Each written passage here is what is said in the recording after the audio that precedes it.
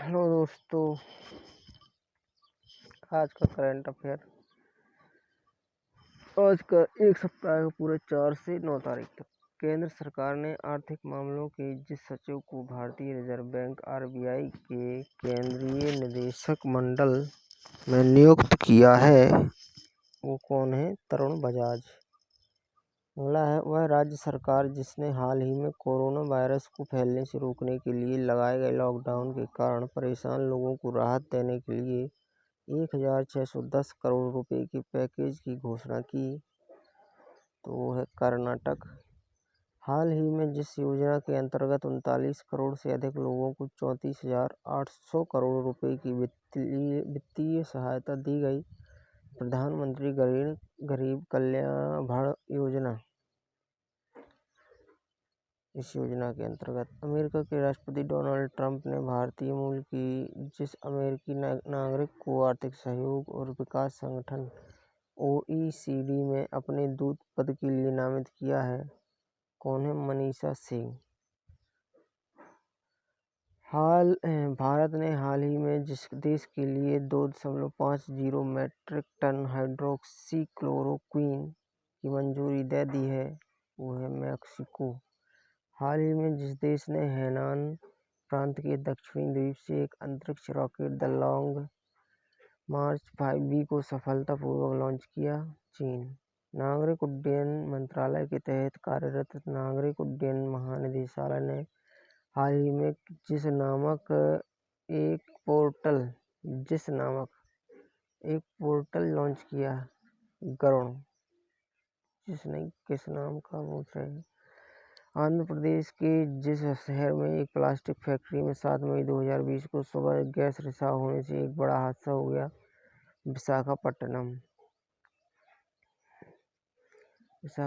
में। वह देश जिसकी खुफिया एजेंसी के पूर्व प्रमुख मुस्तफा अल-कादेमी ने हाल ही में देश के अगले प्रधानमंत्री के तौर पर शपथ ली, इराक। सीमा सड़क संगठन स्थापना दिवस जिस दिन मनाया जाता है, 7 मई। हाल ही में जिसने श्रम ब्यूरो के नए महानिदेशक के रूप में पदभार ग्रहण किया, DPS नेगी।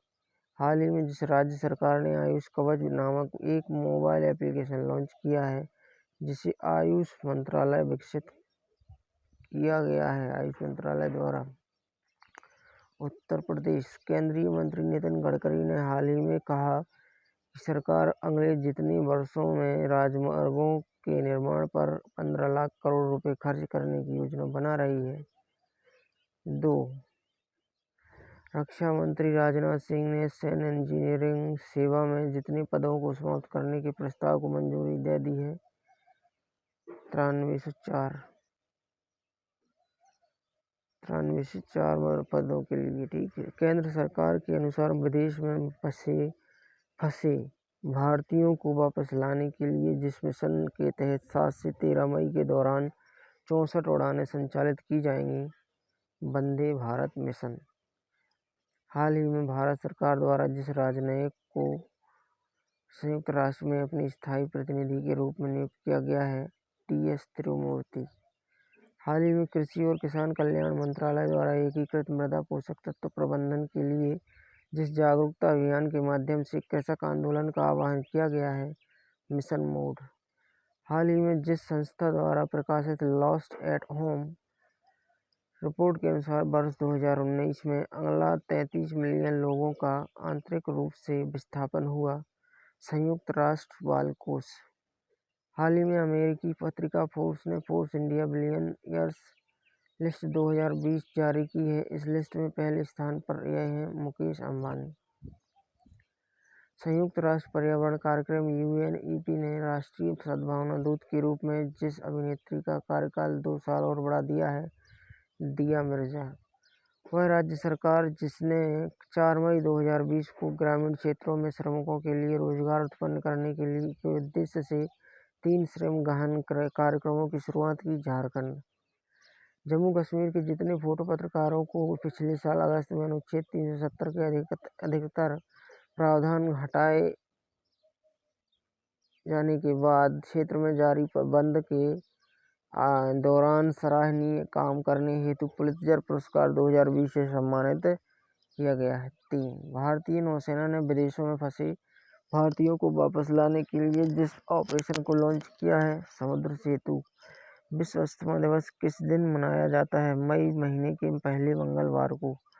जिस IIT के प्रोफेसर सौरभ लोढ़ा को विज्ञान और प्रौद्योगिकी विभाग द्वारा स्थापित है नैनो विज्ञान और प्रौद्योगिकी 2020 में युवा कैरियर पुरस्कार प्रदान किया गया। IIT बॉम्बे।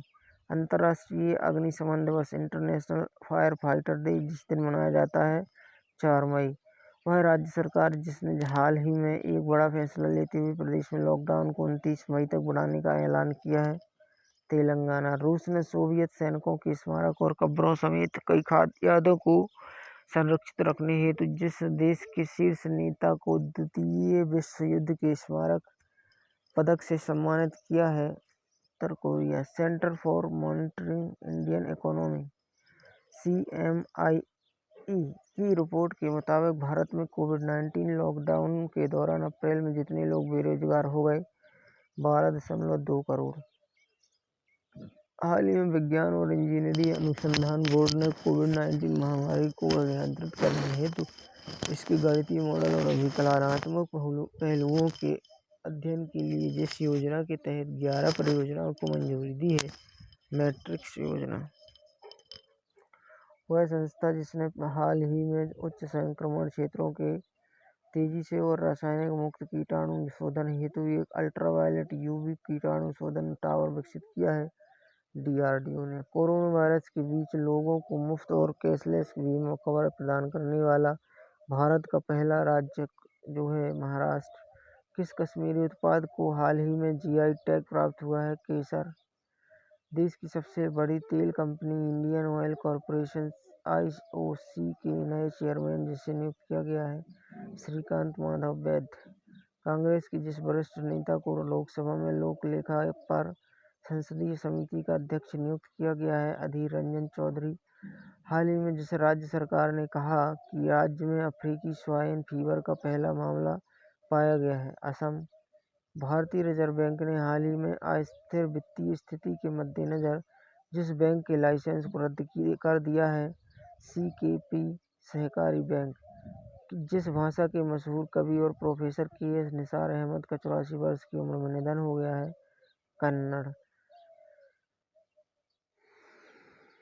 कन्नड़ भाषा की। हाल ही में जिस राज्यों में कोविड-19 संक्रमण को रोकने के लिए ठीकरी पहरा का उपयोग किया जा रहा है, पंजाब एवं हरियाणा। केंद्र सरकार ने हाल ही में प्रधानमंत्री गरीब कल्याण योजना के तहत जितने रुपये की दूसरी किस्त को मंजूरी दे दी है, 500 रुपये। ICC द्वारा जारी ताज़ा टेस्ट रैंकिंग में भारत को जितने स्थान पर रखा गया है, तीसरा। हाल ही में जिस अनुभवी बल्लेबाज को न्यूजीलैंड का वर्ष का सर्वश्रेष्ठ क्रिकेटर चुना गया है, रॉस टेलर। हाल ही में जिस राज्य के चाक हाउ अर्थात काले चावल को भौगोलिक संकेत GI का टैग दिया गया है, मणिपुर राज्य। हाल ही में जिस राज्य सरकार ने शहरी क्षेत्रों में रहने वाले लोगों को कम से कम 120 दिनों की रोजगार की गारंटी देने वाली मुख्यमंत्री शहरी रोजगार गारंटी योजना लॉन्च की है, हिमाचल प्रदेश। केंद्र सरकार द्वारा 4 मई 2020 तक जितने राज्यों को वन नेशन वन कार्ड योजना के तहत जोड़ा गया है, 17 राज्यों को। पश्चिम बंगाल की मुख्यमंत्री ममता बनर्जी ने कोविड-19 संकट को कवर कर रहे पत्रकारों और फ्रंटलाइन वर्कर्स का जितने लाख रुपए तक का जीवन बीमा कराने का ऐलान किया है, 10 लाख रुपए। विश्व एंटी डोपिंग एजेंसी वाडा ने डोप टेस्ट में फेल होने पर भारतीय डिस्कस थ्रोअर संदीप कुमारी पर जितने साल का प्रतिबंध लगा दिया है, 4 साल। राष्ट्रमंडल खेल महासंघ CGF ने हाल ही में कहा कि कोविड-19 महामारी की वजह से एक साल के लिए टले टोक्यो ओलंपिक की तारीखों से टकराव से बचने के लिए राष्ट्रमंडल युवा खेल 2021 के बजाय जिस साल में होंगे 2023 2023 में होंगे। विश्व प्रेस स्वतंत्रता दिवस जिस दिन मनाया जाता है 3 मई, वह देश जो इस साल के अंत तक आर्कटिक जलवायु और पर्यावरण की निगरानी हेतु अपना पहला आर्कटिक एम उपग्रह लॉन्च करेगा, रूस।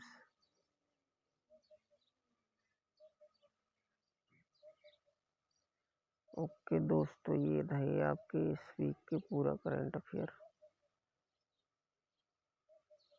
चैनल को सब्सक्राइब करना मत भूलिए, लाइक शेयर और सब्सक्राइब जरूर करिए। मिलते हैं कल, धन्यवाद।